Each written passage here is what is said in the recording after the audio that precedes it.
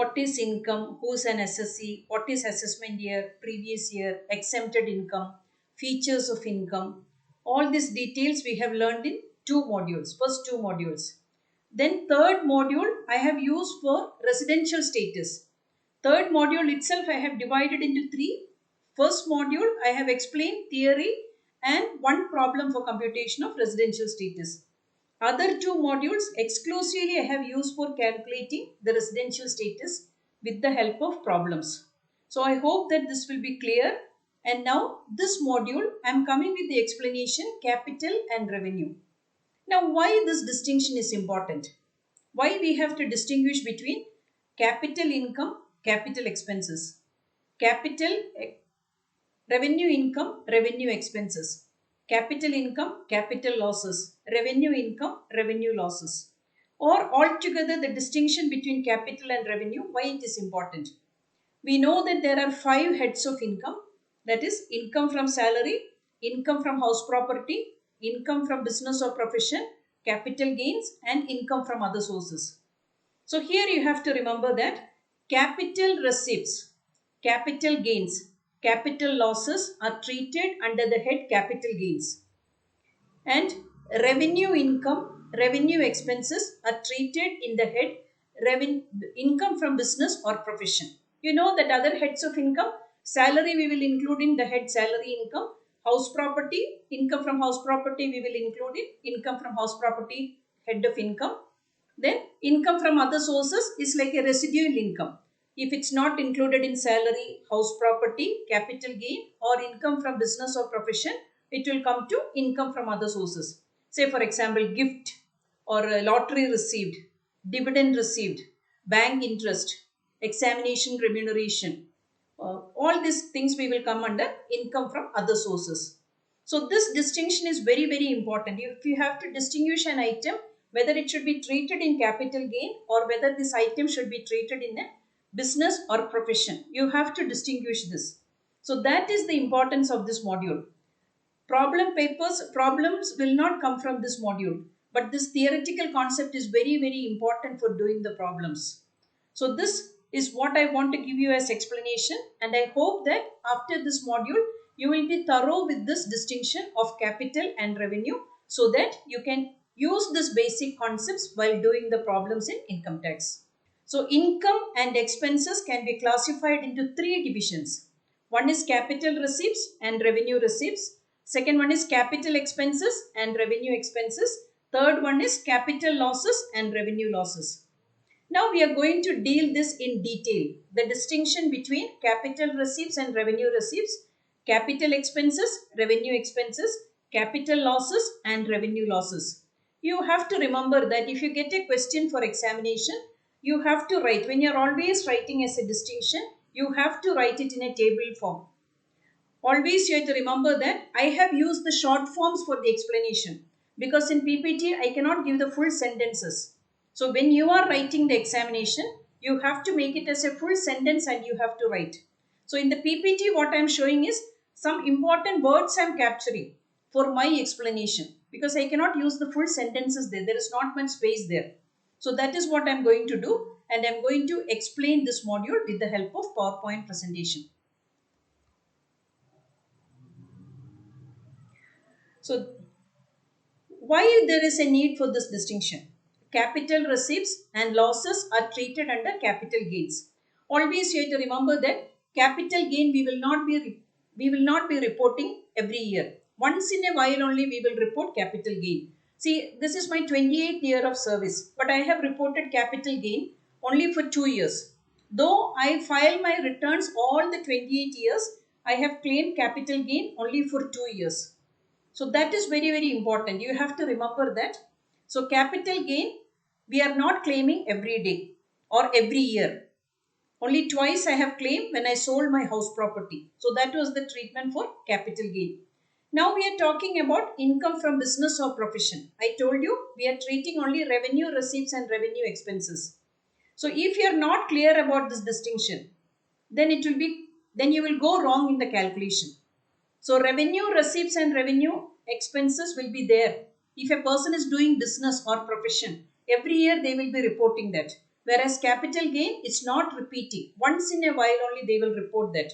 And you have to remember that the income tax department is giving lot of exemptions for escaping from the capital gain tax. See, for example, I sold a house property and I got a capital gain of 5 lakhs. You know that how you are getting capital gain. See, for example, I bought a house property in 2000 for 10 lakhs. In 2015, I am selling it for 20 lakhs. So my capital gain is 10 lakhs. So the capital gain. Now, if I have to pay 10 lakhs along with my other income, I have to pay huge tax. So there is an option to avoid this. Now, how I will avoid this? Income tax department is giving certain exemptions for that. See, for example, this 10 lakhs what I got as capital gain, if I am investing in a new house property, the entire amount, I don't have to pay any tax at all. Like this, there are certain exemptions available exclusively for capital gains. Because government want more and more people to file their tax returns. They want to be transparent in their dealings with the income tax department. So they have to reveal all the income. That is why they are giving more exemptions for capital gain. Now, first point is capital receipts and revenue receipts we are going to distinguish. So capital receipts, you have to see that fixed assets gives capital receipts.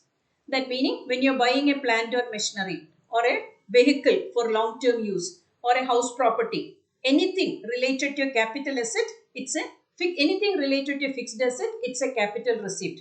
Whereas revenue receipt meaning circulating assets gives revenue receipts. If you go to a shop, every day customers will be coming there and they will be buying the items. So as the items are sold, they are replacing the items. So it is circulating. Every day they are replacing the items. Whenever it's getting sold, they are replacing that. So that is the revenue receipt.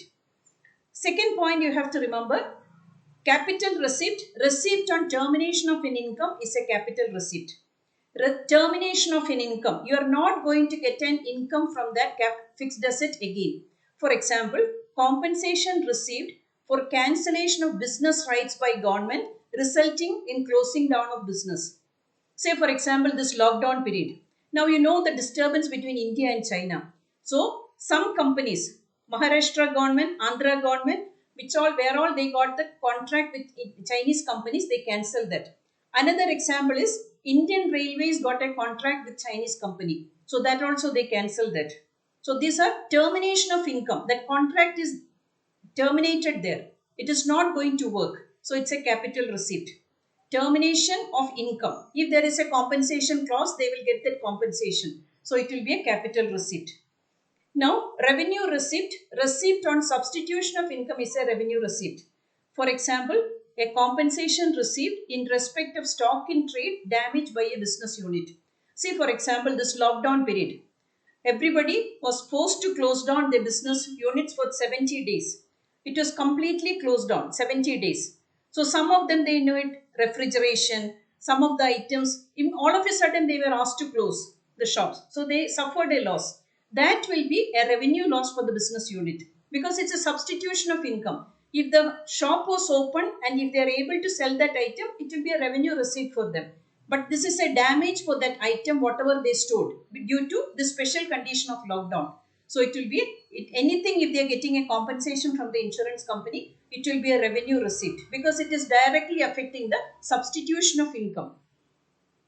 Now, another point is capital receipt if the amount is received from sale of capital asset or shares or debentures. See, I told you if you are selling a capital asset, most of the cases you will get a profit. See, if you are buying a house property, after few years, if you are selling that, you will get a profit. If you are buying a land, after few years, if you are selling, you will get a profit.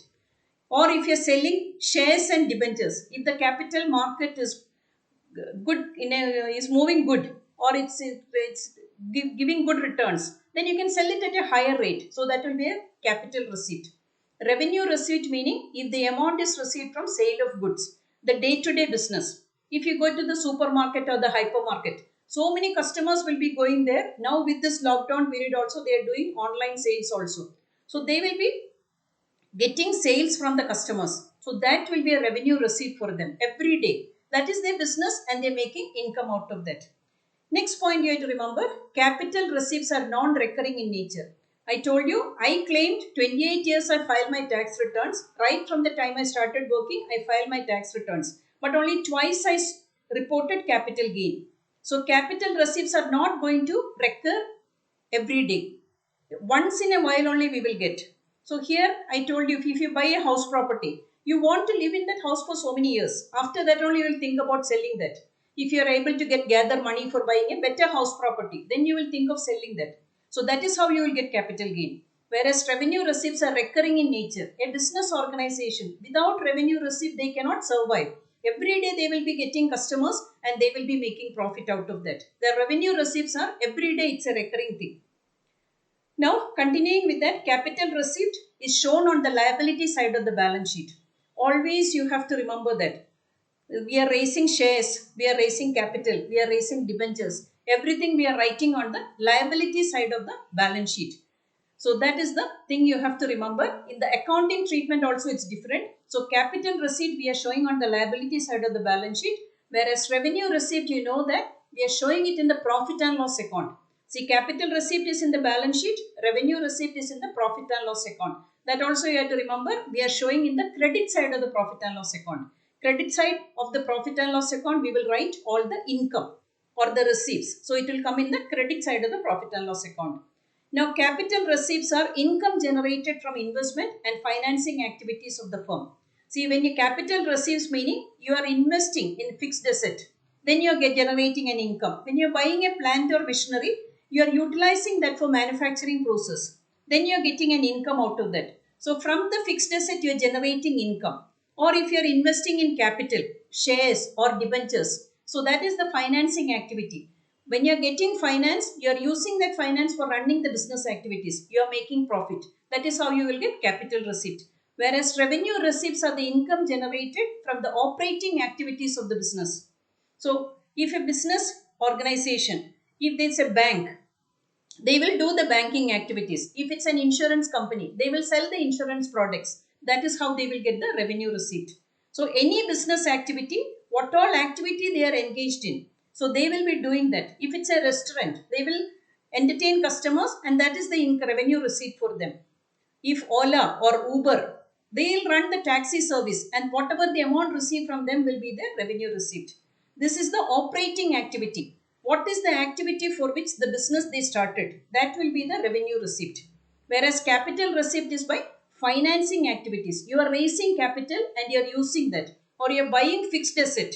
Then you are using that in your manufacturing process. That is how you are getting capital receipt.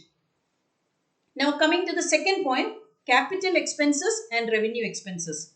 So here also you have to remember that capital receipt should be considered with capital expenses. Revenue income should be considered with revenue expenses.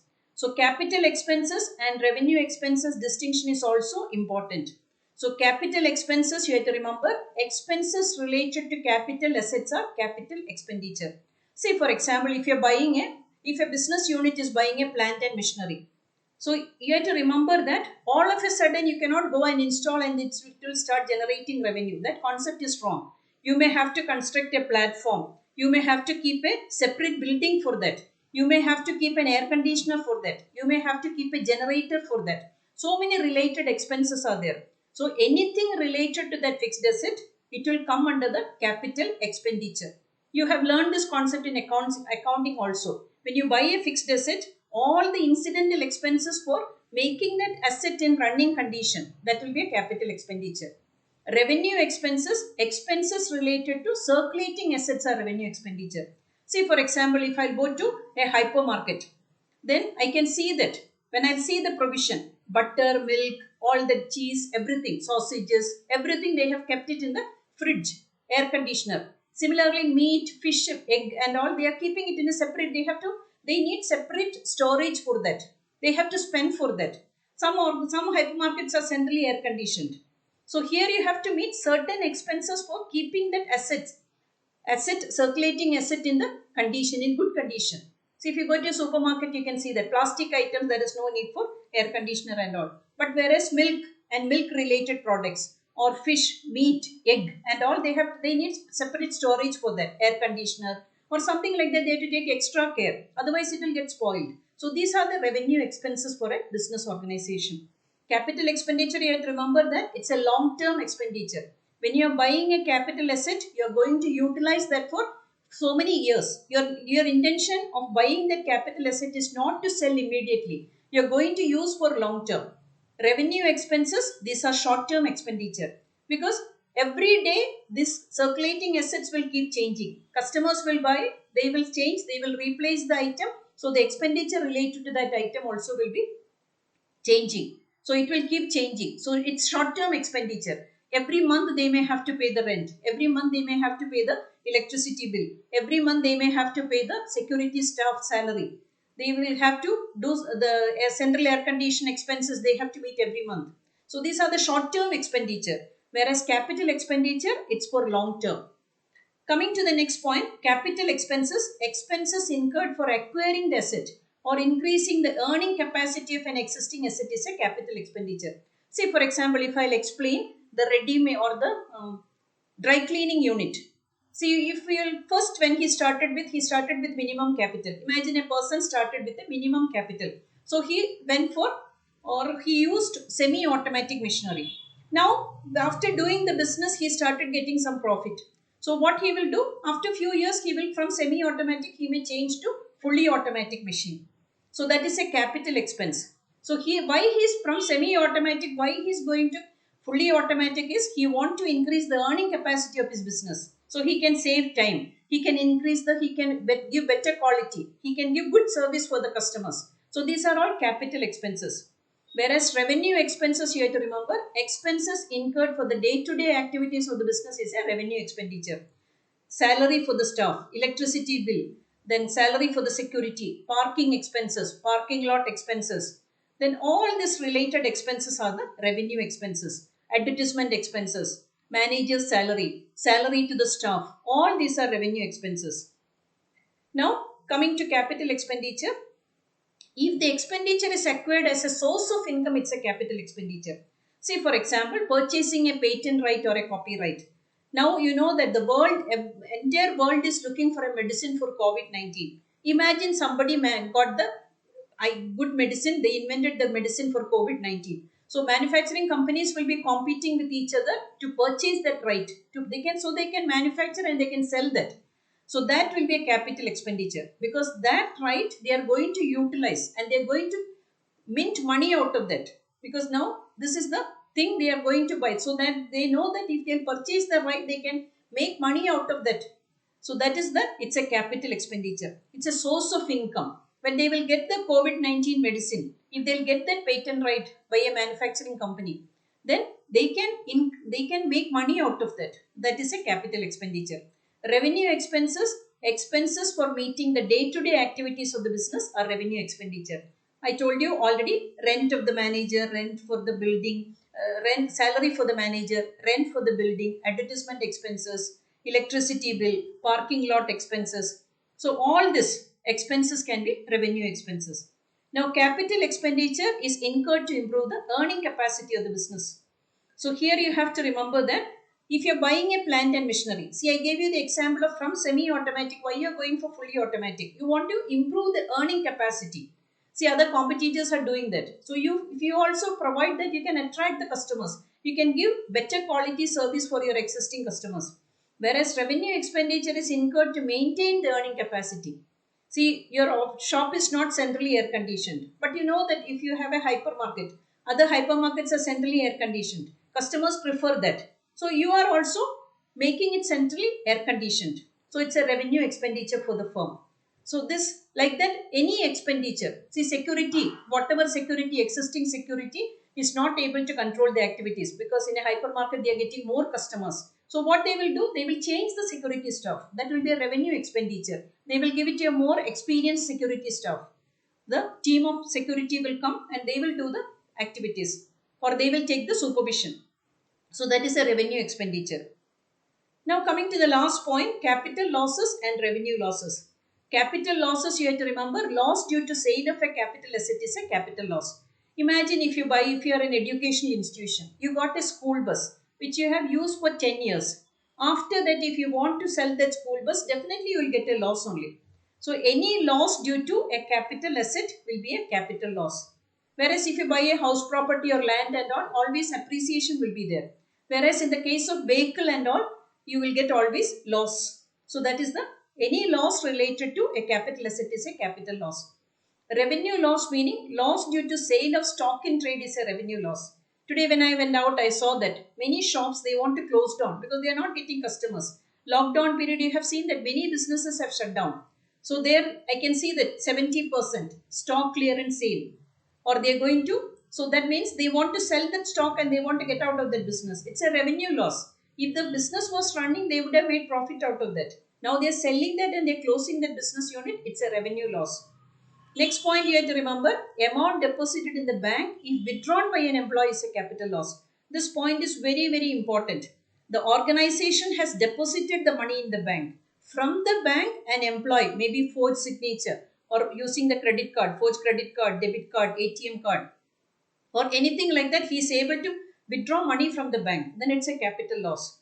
Whereas if the same organization, from the organization, if an employee is able to take money out from the organization by any means, so that meaning by forged signature, or when the cashier was not cashier, when they went for a break or something, he forgot to lock the cash drawer, he took the money or something like that. If any employee is able to take money from the organization, then it will be revenue loss. Because within the organization, if cash misappropriation happens, it's a revenue loss.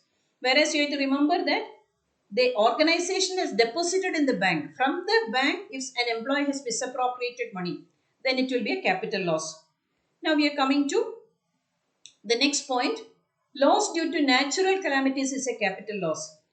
If you had to remember that if it's sometimes natural calamities, Bhopal gas tragedy or Kerala floods, many organizations, they lost their entire, that the stock they lost, their building collapsed, all that, many losses happened to them. So that is loss due to natural calamities is a capital loss.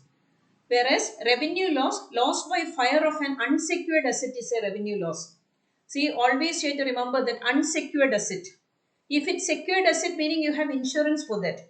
So if something happened to secured asset, you can go and claim the compensation from the insurance company. The organization will not suffer that much loss. Whereas here, a loss by fire, you have not secured that asset. Therefore, if some loss will happen, it will be a revenue loss. Next point you have to remember, issue of securities at a discount is a capital loss. Now you know that no company is going for capital issue because they know that they cannot sell that. You know, people are not having money. Many people lost their job. They cannot sell the shares and securities. So you have to remember that if an organization is desperately looking for a capital investment, or they want to raise funds from the capital market. So what they will do, if face value is 10, they are forced to sell it at 8 rupees. It's a capital loss because they are not able to cover the face value also. Revenue loss meaning bad debts is a revenue loss. In business, you know that most of the transactions will happen on credit basis. Trustworthiness. So some business people, most of the business people are saying that they have to collect money from their customers, but they are not they are not able to give because lockdown has affected all the business activities. So bad debts is on the increase. So that is a revenue loss for the business organization. So this is what I want to explain. And then, so capital loss and revenue loss. So you have to remember that bad debts is a revenue loss. Now capital loss, one more point is there that I want to tell. Redemption of securities at a premium is a capital loss. See, first thing, last point what we have seen is below the face value they are issuing the shares or debentures. Here what happened is you have to redeem the securities. That meaning if you have issued the securities for 10 years, after 10 years you have to repay that. So you might have you might have agreed that if the face value is 10, you will be repaying at 50 rupees. But if you are forced to give it at a premium, more than the value, what you have expected, that meaning more than the value you have expected to redeem the securities, to repay the securities, you have to pay the premium price for that. It's a capital loss. Revenue loss meaning non-recovery of an amount from a customer is a revenue loss. So just like bad debts, you are giving on credit basis to a regular customer. Because if you ask the business people now, they will tell that so many customers, they defaulted the payment. They used to pay regularly, but all the businesses are affected. So sometimes, even if it's a good customer, good party for a business, good customer, he has got 100% assurance that he will be giving that money if it is in the regular condition. But this lockdown has forced him to make not able to make the payment.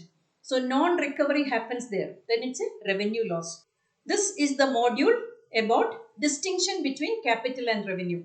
I told you if you get questions, you will not get direct questions from this, but theory questions are important. Three main points we have learned with distinction. So I told you when you are asked to write distinction, always it's better to write it in the table format. And I told you for my explanation, I have used short forms for that explanation. I have not put it as full sentences. But please remember that when you are writing for the examination point of view, you have to convert it as full sentences and you have to write. So you can expect theory questions. Why this distinction is important between capital and revenue? Write the distinction between capital income, revenue income, capital expenses, revenue expenses, capital losses, revenue losses. And I hope this distinction is clear. And why this distinction is important also I told you. We have to distinguish whether that item should go to capital gain, head of income, or it should go to income from business or profession. So it's very, very important when we are doing the problems. Direct problems we are not doing, but this theoretical aspect is very, very important. I hope you understood that. And now we will come with the next module, so that till then you have to give me the feedback and your suggestions for improvement. And if you're happy with the modules, please let me know. That is the encouragement for doing the next module in a better way. So we have learned introduction for income tax, then the residential status computation, then this distinction between capital and revenue. So the next module I will come with incidence of tax. I told you there are three methods of treating. Resident tax liability will be different. Non-resident it will be different. Not ordinarily resident it will be different. So in the incidence of tax, the next module we are going to learn that how income is treated for these three. If he is a resident, not ordinarily resident and non-resident. So till then, see you, and I expect your feedback and suggestions. And if you have any questions, any queries, please raise that issue and I will be explaining that. Thank you for watching.